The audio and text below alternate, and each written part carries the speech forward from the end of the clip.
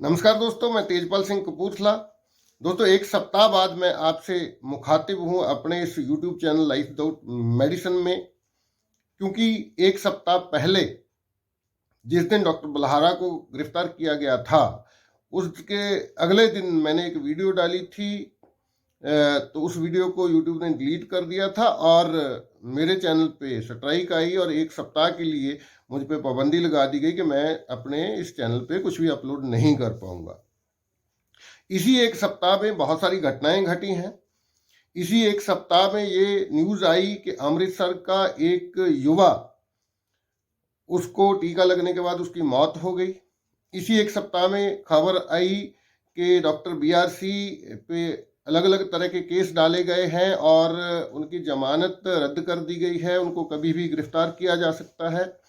इसी एक सप्ताह में ऐलान किया गया कुछ राज्यों में विधानसभा चुनाव का। तो बहुत कुछ घटा है। हम कुछ बातें करेंगे इन सारे मुद्दों पे। कहीं मत जाइए, इस चैनल को सब्सक्राइब कर लीजिए। लाइफ विदाउट मेडिसिन ये मेरा चैनल है जिस पे हम इस मुद्दे पे चर्चा करते हैं हमेशा, किस तरह से हम बिना दवाओं के, विदाउट मेडिसिन, हम एक अच्छा, एक स्वस्थ जीवन जी सकते हैं। जिन लोगों ने मेरे इस चैनल को सब्सक्राइब किया हुआ है उनका बहुत बहुत धन्यवाद। जो लोग मेरे वीडियोस को शेयर करते हैं, लाइक करते हैं, देखते हैं, उनका तहे दिल से बहुत बहुत धन्यवाद। तो आइए बात करते हैं सबसे पहले कि कुछ राज्यों में चुनाव का ऐलान कर दिया गया है। अब पंजाब भी उन राज्यों में से एक है। पंजाब, मैं खुद पंजाब में रहता हूं, इसलिए मैं ये बात करूंगा कि अलग अलग पार्टियां अब हमारे दरवाजे पे आएंगी वोट मांगने। अलग अलग तरह के वादे किए जाएंगे, अलग अलग तरह के दावे किए जाएंगे, अलग अलग तरह के प्रलोभन दिए जाएंगे, अलग अलग तरह के अनाउंसमेंट की जाएंगी कि हम ये करेंगे, वो करेंगे, कस्में खाई जाएंगी। लेकिन नतीजा क्या होता है आप सब जानते हैं कि बाद में बोल दिया जाता है कि ये तो जुमले थे, ये तो चुनाव प्रचार के लिए बोलने वाली बातें हैं, ये बातें ऐसे हल नहीं होती हैं, ये चीजें ऐसे नहीं होती हैं। तो हम पिछले 70 साल से यही कुछ देख रहे हैं। आज का जो गंभीर और करंट इशू है, आज की तारीख में आप लगातार न्यूज़पेपर पढ़ रहे हैं, अलग अलग वेरिएंट आ रहे हैं, वायरस के रूप बदल बदल के वो वायरस इस तरह से पेश किया जाता है कि अब ये इस रूप में आ गया है, अब ये उस रूप में आ गया है। नए नए नाम दिए जा रहे हैं और उन नामों की वजह से फिर उस टेस्ट कर करके ये डर फैलाया जाता है कि इतने केस आ गए, इतने केस आ गए, इतने केस आ गए। जबकि आप सब जानते हैं ये भंडा तभी फूट गया था जब तंजानिया के राष्ट्रपति ने अलग अलग चीज़ों के सैंपल लेबोरेटरी को दिए थे और उनमें भेड़ का, बकरी का, पपीते का, अनानास का सैंपल था और उस लेबोरेटरी ने उस टेस्ट, जिसे RT-PCR टेस्ट बोला जाता है, उस टेस्ट ने अनानास के सैंपल को भी पॉजिटिव बताया, पपीते के सैंपल को भी पॉजिटिव बताया। तो तभी इस RT-PCR टेस्ट का भंडा फूट चुका था कि किस तरह से ये गलत तरीके से लोगों को पॉजिटिव बताता है। अब दूसरी बात कि लोगों को लगातार मजबूर किया जा रहा है, लगातार इस तरह की अनाउंसमेंट्स हो रही हैं। आप मॉल में नहीं जा सकते अगर आपने टीका नहीं लगाया, आप ट्रेन में नहीं चढ़ सकते अगर आपने टीका नहीं लगाया, आपको राशन नहीं दिया जाएगा, आपको गैस नहीं दी जाएगी, आपको पेट्रोल नहीं दिया जाएगा। तो अब सवाल ये नहीं है टीका लगने से क्या साइड इफेक्ट आते हैं, टीका लगने से मौतें हो रही हैं, टीका लगने के बाद बहुत सारी चीजें लोगों के साथ हो रही हैं, इन चीजों को लगातार नजरअंदाज किया जा रहा है।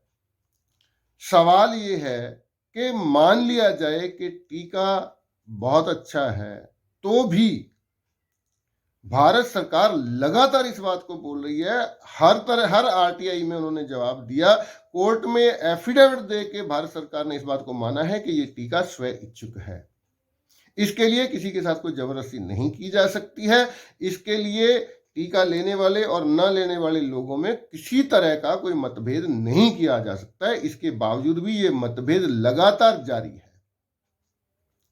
लगातार जारी है। और लोगों को जो अमृतसर वाला जो केस है उसमें वो लड़का नौकरी ढूंढ रहा था, अलग अलग जगह पे नौकरी के लिए जाता था, तो उसको बोला जाता था कि टीका लगवा के आओ। फिर वो किसी मॉल में जाने के लिए गया, मॉल में एंटर होने लगा तो उसे बोला गया पहले टीका लगवा के आओ। उसके बाद उसने टीका लगवाया, कुछ ही घंटों में उसकी मौत हो गई। कौन जिम्मेदार है इस मौत का? कौन जिम्मेदारी लेगा? जिस परिवार का उसके माता पिता बुजुर्ग हैं, उनका इकलौता बेटा था, अब उनका ध्यान कौन रखेगा? कौन उनके लिए कमा कर लाएगा? इस बात का जवाब ना कोई स्टेट गवर्नमेंट दे रही है, ना कोई सेंट्रल गवर्नमेंट दे रही है, और ना वो अधिकारी जो अपने अपने लेवल पे, चाहे वो जिला अधिकारी हैं, चाहे कोई किसी लेवल का अधिकारी है, जो लगातार इस तरह के ऑर्डर निकाल रहे हैं कि टीका लेना आपके लिए अनिवार्य है, जरूरी है, बिना टीके के आप कहीं जा नहीं सकते, तो वो भी इसके लिए जिम्मेदारी लेने के लिए तैयार नहीं है। क्या किया जाए? हमारे पंजाब में बहुत सारी पार्टियां सामने आ रही हैं जो लोगों को भरमा रही है, अलग अलग तरह के वादे कर रही है। हमें वोट दो, हमारी सरकार बनेगी, हम ये करेंगे। कोई बोल रहा है औरतों को 1000 रुपया देंगे, कोई बोला 2000 देंगे, कोई बोला है आपको बिजली मुफ्त देंगे। अलग अलग तरह के दावे किए जा रहे हैं, लेकिन इस षड्यंत्र के खिलाफ कोई पॉलिटिकल पार्टी अपनी जुबान नहीं खोल रही है। चाहे वो अकाली दल हो, चाहे वो कांग्रेस पार्टी हो, चाहे वो बीजेपी पार्टी हो, चाहे आम आदमी पार्टी हो, और चाहे किसानों द्वारा, किसान 22 किसान जथेबंदियों द्वारा बनाई गई किसान संयुक्त किसान मोर्चा जो है, संयुक्त समाज मोर्चा जो एक नई पार्टी बनी है, वो भी इस षड्यंत्र के खिलाफ कुछ नहीं बोल रही है। क्या सच में हम लोगों ने इस बात को मान लिया है कि कोई भी सरकार जब चाहे अपने नागरिकों पे इस तरह की पाबंदियां लगा सकती है? क्या हमने मान लिया है कि हम एक लोकतांत्रिक देश में नहीं रहते हैं? कभी भी लोगों को पकड़ पकड़ के उनके साथ किसी तरह की भी कोई जबरदस्ती की जा सकती है? क्या आज वायरस के नाम पे टीका है, कल वायरस के नाम पे बोला जाएगा वही लोग बचेंगे जिनके चिप इंस्टॉल होगी? क्या ये गुलामी इसी तरह से बर्दाश्त करने के लिए पूरी तरह से हम तैयार हो चुके हैं? या फिर क्या ये सभी की सभी पॉलिटिकल पार्टियां इस षड्यंत्र में खुद शामिल हैं? क्या टीका बनाने वाली कंपनियां जिनके पास बहुत बड़ा मुनाफा उन्होंने कमाया है और उस मुनाफे में से बहुत सारा हिस्सा क्या इन पॉलिटिकल पार्टियों को दे दिया गया है चुनाव फंड के लिए, इसलिए ये सारी पार्टियां इस षड्यंत्र के खिलाफ नहीं बोल रही हैं? लेकिन हम लोग जो वोटर हैं, हमारा ये फर्ज बनता है जब हमारे दरवाजे पे कोई वोट मांगने आएगा, हम उससे सवाल करें कि क्या लोगों को जबरदस्ती पकड़ पकड़ के टीका लगाना जायज है? क्या ये डेमोक्रेसी है? क्या ये लोकतंत्र है? वो टीका जिसकी वजह से लगातार मौतें हो रही हैं लोगों की, लोगों को साइड इफेक्ट आ रहे हैं, उस टीके को जबरदस्ती लोगों के शरीर में घुसाना, क्या ये लोकतांत्रिक प्रक्रिया है? और क्या इसी लोकतंत्र की रक्षा के लिए आप लोग चुनाव लड़के आगे आ रहे हैं? सरकार बनाएंगे तो क्या आप भी यही करेंगे? क्योंकि आम आदमी पार्टी जो अपने आप को आम आदमी की पार्टी बोलती है, लोगों की पार्टी बोलती है, वो भी दिल्ली में वही कुछ कर रही है जो बाकी सरकारें कर रही हैं। दिल्ली में भी इसी तरह की पाबंदियां लगाई गई हैं कि आप अगर टीका नहीं लेंगे तो आपको यहाँ नहीं जाने दिया जाएगा, वहां नहीं जाने दिया जाएगा, आप अगर मुंह पे कपड़ा नहीं बांधेंगे तो आपको 2000 रुपया जुर्माना किया जाएगा। तो क्या ये सारी की सारी पार्टियां इस षड्यंत्र में शामिल हैं? वो जथेबंदियां जो लगातार IMF की बात करते हैं, जो WTO की बात करते हैं, वर्ल्ड ट्रेड ऑर्गेनाइजेशन की बात करते हैं, इंटरनेशनल मॉनेटरी फंड की बात करते हैं, वर्ल्ड बैंक की बात करते हैं, कि ये सारी की सारी संस्थाएं साम्राज्यवादी नीतियां हमारे जैसे देशों पे, हमारे देश के लोगों पे जबरदस्ती थोप रही हैं सरकारों के द्वारा, जो संगठन लगातार IMF, WTO, वर्ल्ड बैंक जैसी संस्थाओं पे किंतु कर रहे हैं, क्या उनको WHO दिखाई नहीं दे रहा?